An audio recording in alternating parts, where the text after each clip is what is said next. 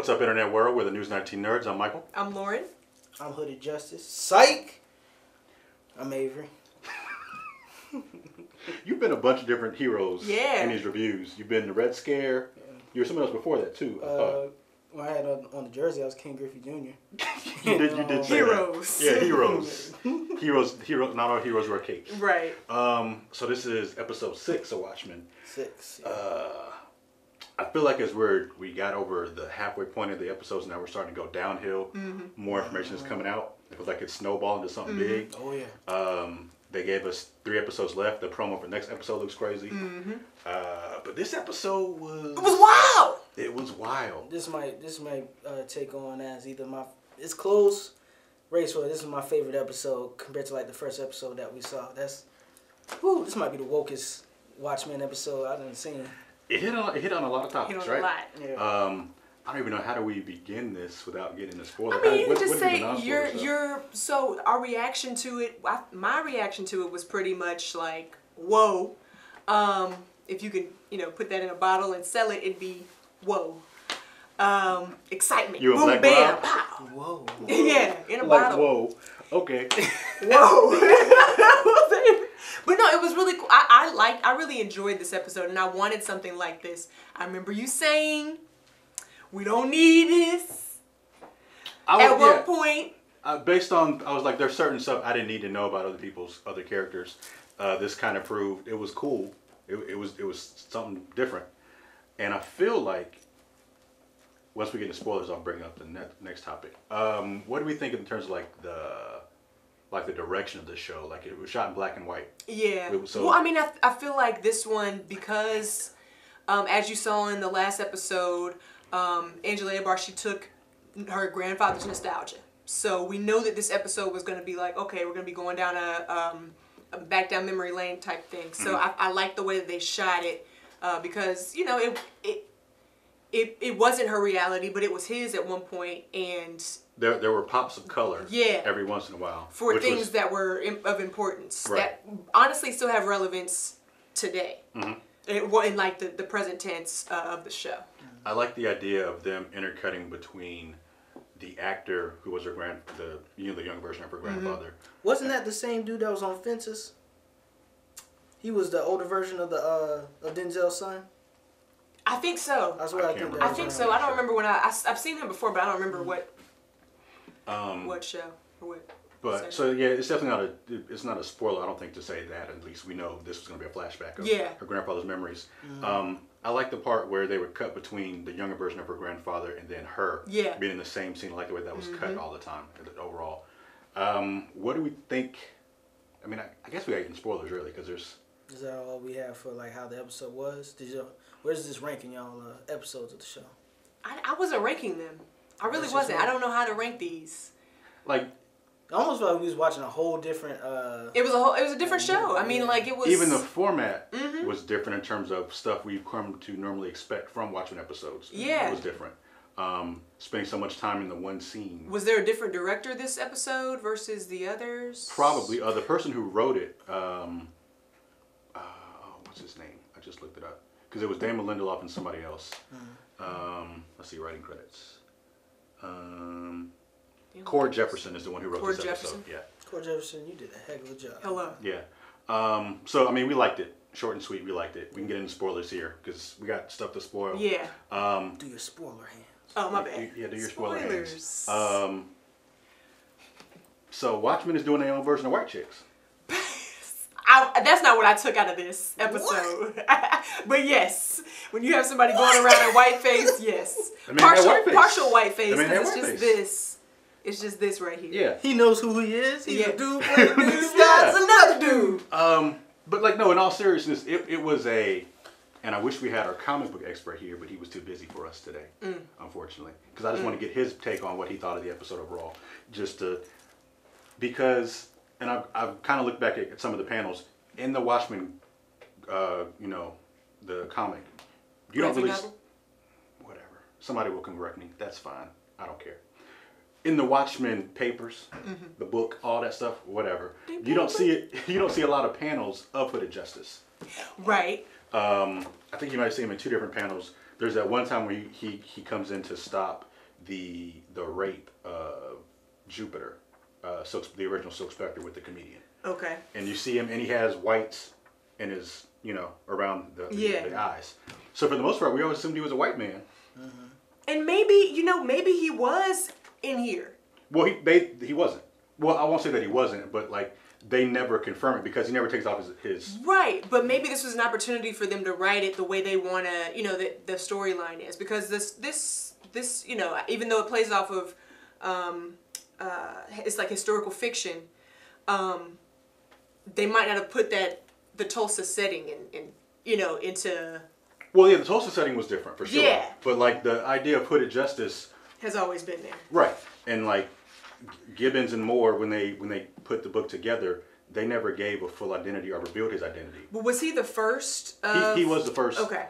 Superhero Vigilante that helped give rise to Minutemen. Yeah. We do know that's confirmed with the book, and it stays in here. Okay. But I like how they were able to change and make him a black man, and it still doesn't change anything in the book. Mm-mm. Because his identity is never revealed. Yeah. Because people had thought that he was the strong man, or there was a theory that he was the strong man. Night Owl put that in his thing, saying that Mueller, I think was the guy's last name, whatever, that he disappeared at the same time as Hooded Justice. Back to my reference to a previous episode that we did where, I don't know if it was episode 2 or 3, where the lady who was at the typewriter, her last name was Mueller, and that was some type of reference to the strongman Mueller, who people thought were Hooded Justice. Mm-hmm. And I'm just, it's like what's happening? As soon as like my man was walking down the street. Well, first of all, let's bring this back to kind of like the episode how it goes on. So, Looking Glass has kind of betrayed Sister Night. We last saw her taking the nostalgia pills, so she's in there freaking out in a coma and stuff.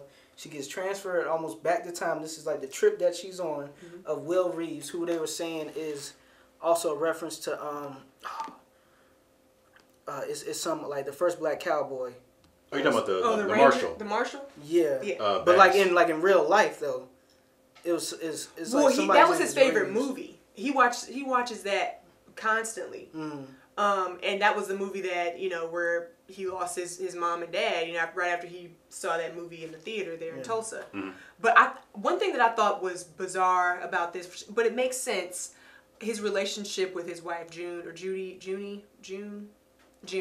Who he was her protector. Yes, that was different. But that makes so much sense as to why he is so in love with her. It makes sense, but he's like, but he still has. He loves her, but not to that point where he's going to be able to spend the rest of his life with her. Mm-hmm. And so I thought that was really, because I was like, okay, well, how does she know so much about him? Because it doesn't seem like he was revealing that he's not that kind of guy to really reveal a lot. Mm-hmm. She just knew he was angry and holding all this anger in. And so I feel like once they revealed their relationship, that was pretty powerful. Mm-hmm. Also, going to when Angela does start going into these memories, her first memory is of him becoming a new officer with the New York City Police Department or whatever. And when they're shaking everybody's hands, there were so many moments in the episode I was just like, oh. Yeah, when they're shaking, thank you, we're real proud of you for now being an officer and serving and everything. They skipped over him, and he looked like he was like, okay, I'm about to get this moment with this white captain or whoever, and the white captain skipped right over him, didn't even blink. And then the black black lieutenant came up and shook his hand. It's like, it's an honor to put this on. Beware the Cyclops. Yeah, and beware the Cyclops. And we're like, I already knew Cyclops was some racist organization, but clearly had deeper things going on too. But pause real quick, because I believe in the episode that black officer who was the one who actually pinned Will, he's an actual person in real life. I think he's the first black officer of like the Chicago Police Department. Or New York Police Department? New York Police Department, yeah. I gotta look that up and see. But I seen somebody had said that, so I just want to make sure and bring that up. Because it's just like, in this show, we get so many crazy stuff. We have something from the spectrum of a giant alien squid killing millions of people. to actual literal facts of, oh yeah, that guy right there, that's right there. That's a real person. That's a real person. Yeah, and I think that helps build out the show even more by tying it into real world events and stuff. And the fact that some people are still so blown away that some of this stuff happened in real life. Yeah. I think is what is kind of interesting when you're following these episodes. Samuel James Battles. Salute to you, sir. Because we know that you had to go through a lot of stuff in New York City being the first black officer. And we get a little bit of samples of that through this nostalgia trip. Yeah, because when Will Reeves he tries to arrest a man who we see in broad daylight throwing I forgot what those things are called. Molotov cocktail. Molotov cocktail, yeah, into That is so a restaurant or a wild. business that's owned by a Jewish family. The brazenness. He's like, I'm gonna do this. And I'm gonna go home. I'm gonna go home. And you can't do nothing about it. And really, I mean, just to think, how many times has he done that in the past? 'Cause Exactly. clearly, he didn't. That's something he does on a Tuesday. blink. Didn't Just even blink. Destroys the business. And we know he has this confidence not just because, he's a white man, black officer, you don't think he'd do nothing to him, but he's He has also part of the connections. Cyclops. Yeah. Connections organization inside too. of the police department. Yeah. And we see, because at some point it's like, okay, we're trying to save face, so, oh, you disrespected our officer, oh, you're coming with us. We'll take him from here. Yeah. And it's like, oh, all right. Like, we No, good. we're good. We good. And then he sees him the next day, and it's just like, yo, what? I arrested you. Like, Yeah. and? It didn't even matter. Yeah, at this, like, man, you better let it go. Yeah. Trying to save So you. you got that hole in your head. And this is going later in that episode. This is one of the few times where we see color because we see those officers approach Reeves about, hey, you want to get a drink or whatever? Talk to us. He says no. He drives off, and they have two people that were attached to the car, and we see the red blood, and that was very just striking. Not to know, I knew that it happened, but still just to see it so blatant portrayed in the show. Police car. Yeah. And one thing that I wanted to know if he saw the people behind the car to begin with. Oh, and that's why he said no? Well, I knew I would have said no anyway. Like me, and I knew he probably would have said no before he saw the people in the back. It's just one of those situations where even though you are a police officer, it don't mean nothing because you're still black in an area that they do not care about you and your well-being. Do you think if he had gotten that drink, he would have still gotten beaten up? Yeah. Yeah. No He would matter have gotten what? in the car and it would have been quicker to get to where they're going to hang him. Yeah. Play around with him, I don't know, whatever. That news was coming in. Yeah, it was coming anyway, and he knew that. But I think that we had a flashback to Hooded Justice TV show where he was being interrogated, and they asked him to take off his mask and ask him why he has the noose around his neck, and then he beats up this And white guy. One of the detectives says sex stuff. Yeah, sex stuff. Yeah. We have you on video doing sex stuff or pictures or whatever. And it's just, it's The way the other officer just said it. sex stuff. Yeah. Yeah. That's what we got. That's why. But Oh, and he said behind that, the painting that's always been coming up in the show, the what's it called, the White Horse painting. The Comanche thing or whatever? Yeah. Yeah, he said the officer was just like, it's behind that painting. So it's like this painting keeps on popping up in episodes. Yeah. Crazy. But now The we know rose or why. whatever. Now we know why Hooded Justice wears the noose around his neck. It's kind of like a Homage? what Kanye tried to do with the Confederate flag. Like it was my flag now. Type I'm gonna thing. take it back. That's what you're Yeah, trying to do. I'm Like, gonna take- it back. yeah, I'm I'm gonna gonna take- take power over this. Which I'm like, Okay. more power to you, bro. Yeah. I mean, I guess it's better with costumes than how Kanye did it. Yeah, I mean that probably was a bad episode. So essentially, Kanye should have been dressed up, Right. Yeah. and then we would have been okay with it. Like if I turn to Hooded Justice now, I'm dressed like head to toe in the Confederate flag. Like, Nah, that's not a good look. that's not a good look. Not a good look at all. But anyways, Hooded Justice begins. His birth is there. And the smart thing that his wife did was like, hey, they're not going to respect you regardless, but they definitely won't respect you if they know you're black.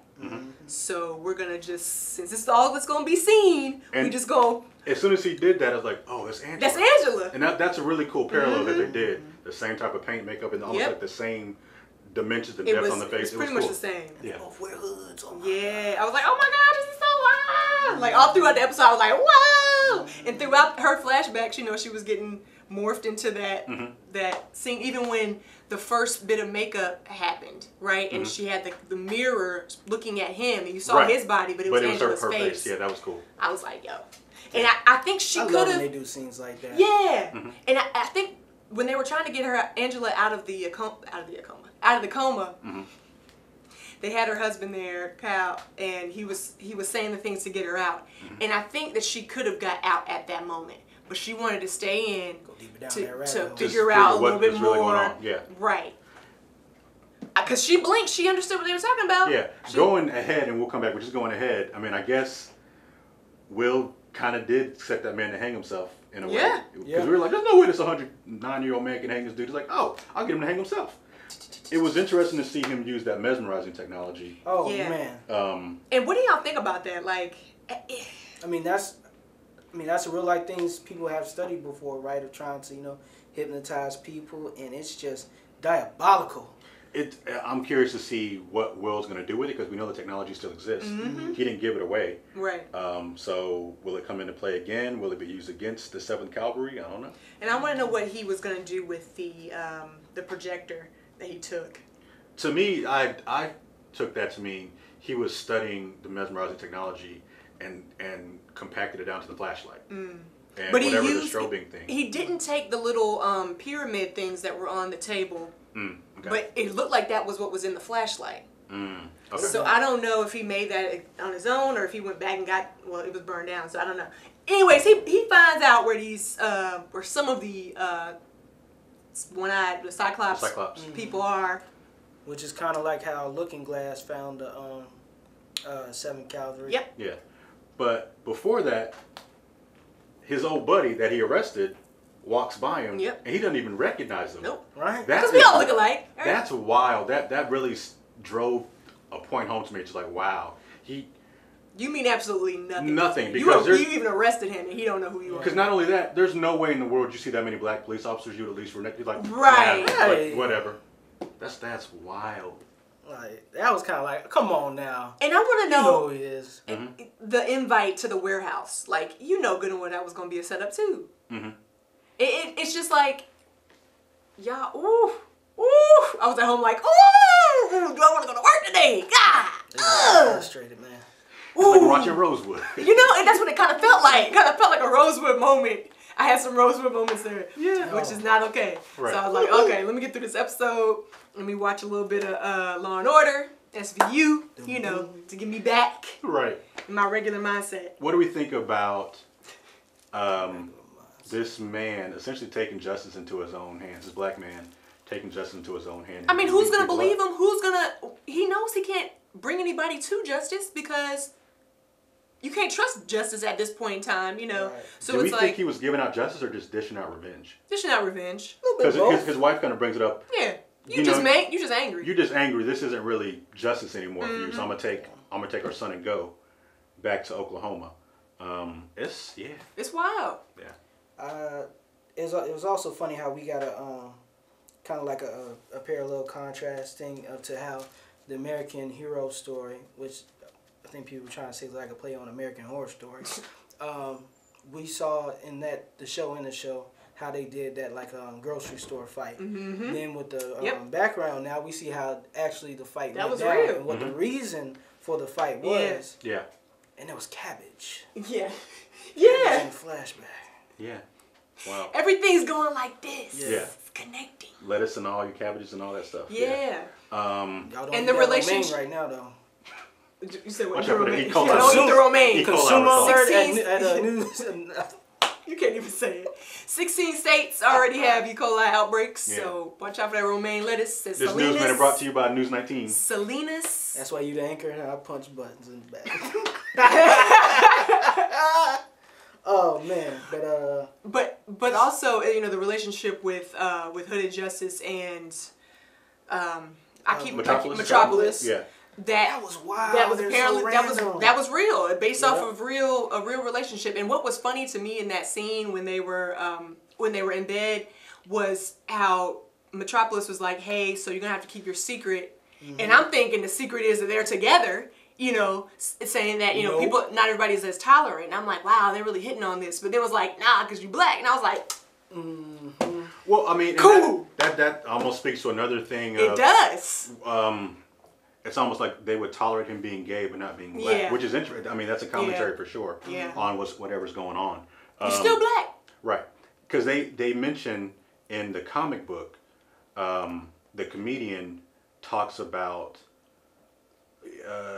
hooded justice's like sexual preference a little bit. He kind of he hints at that, oh, he might be gay or he prefers the company of men or whatever in the book. So it's another way that this ties into the book. So I don't remember that in the movie. I'm trying to think if a comedian said something like that in the movie. well, hooded justice wasn't in the. He wasn't in the.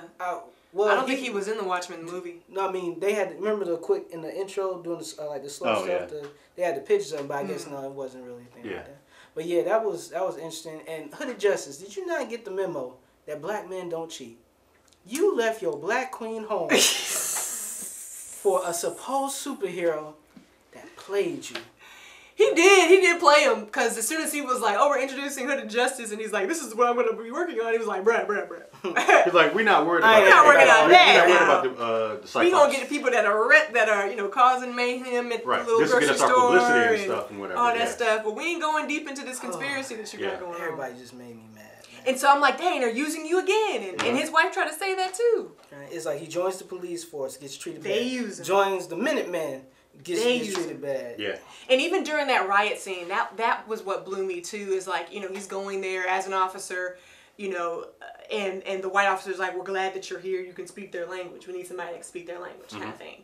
Like, they're humans. They understand what you're saying too. They're from New York. They have the same kind of, New York, whatever that is. Do that again? I can't Nope. do it. Nope. I'm Not glad gonna you do did. it. Not gonna do it. But, y'all know how y'all sound. But, they do. But it's like. Y'all know how y'all sound. They do. One.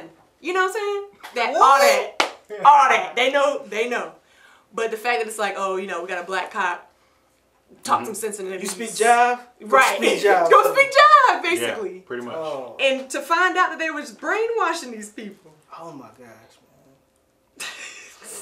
This is so episode is random. So wild. And it pulls so many threads because you wonder how all this is going to tie back into when the episode kind of ends. She wakes up at True's clinic or whatever, and we don't really know how she got there because, to our knowledge, she never signed the thing that say to get her pumped. Right. So what happened that allowed her to leave the precinct? I guess. I bet you this old Silk Spectre June was just like, we whatever. gotta We take got it back. here. Yeah. We got some made that answers. decision. We gotta get some answers. I wonder if Angela and Looking Glass are ever going to be able to trust each other again. Nah.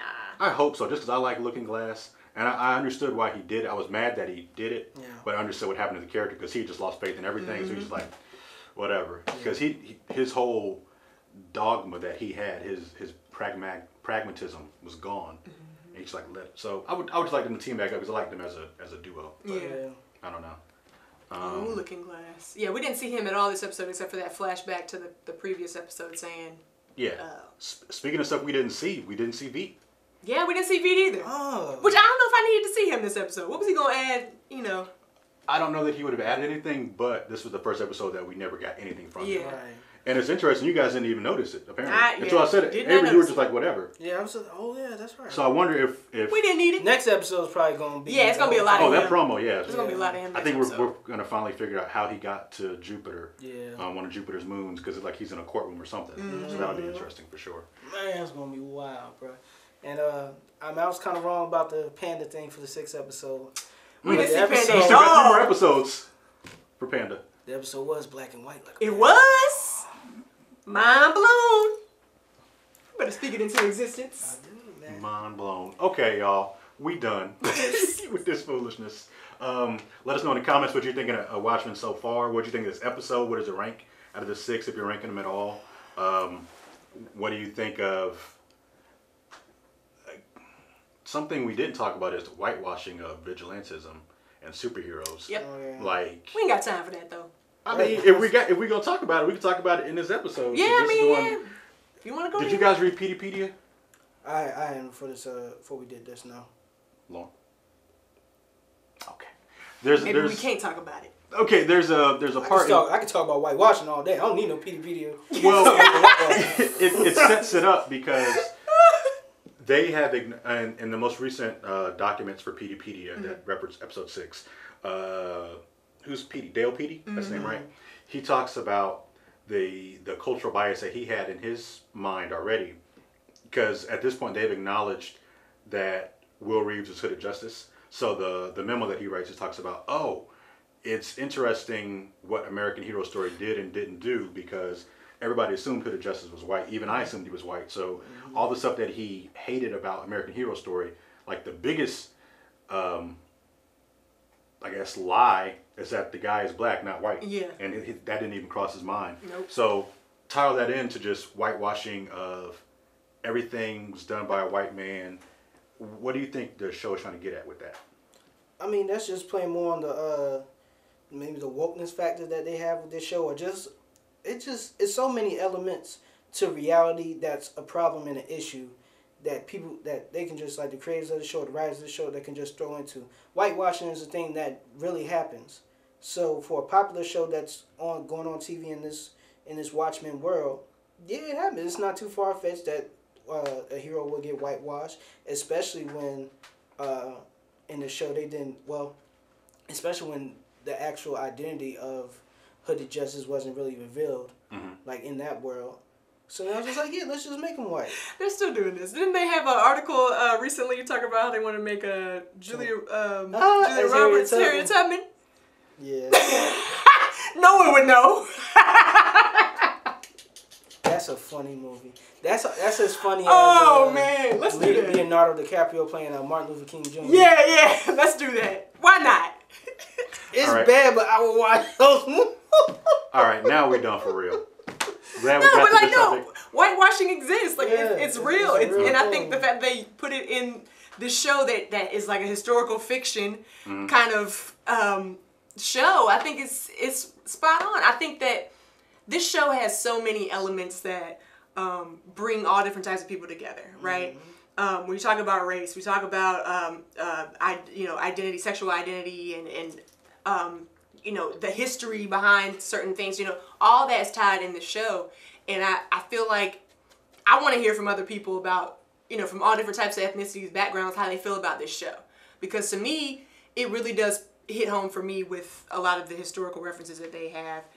But if you don't know anything about them, if you don't know anything about some of these historical references, you're probably gonna be like, was that real? But at least you're going to do some research. And that's what I truly appreciate about this story, because some of these stories need to be told, whether it's through a fictitious lens, at least it's out there. I think that's important. Cool. The more you know. The more you know. Yeah, because they didn't teach Black Wall Street when I was in high school, elementary school, any of the schools I was in until I got to college, and I was in Black Images. Black Images, yeah. Was it Black Images? I was one of my Pan-African studies classes. That's when I learned it. But if I didn't take that class, I probably wouldn't have known. And so you saw this show, and be like, what? And then I saw it until I saw this show. Right. 10 years later. Yeah. And be like, what the? Yeah. All right, y'all. Once again, salute to Samuel Battles. Yeah. First black police officer in New York, man. Friend That's of the a show. big thing. Yeah, for sure. Okay, I'm not mad at that.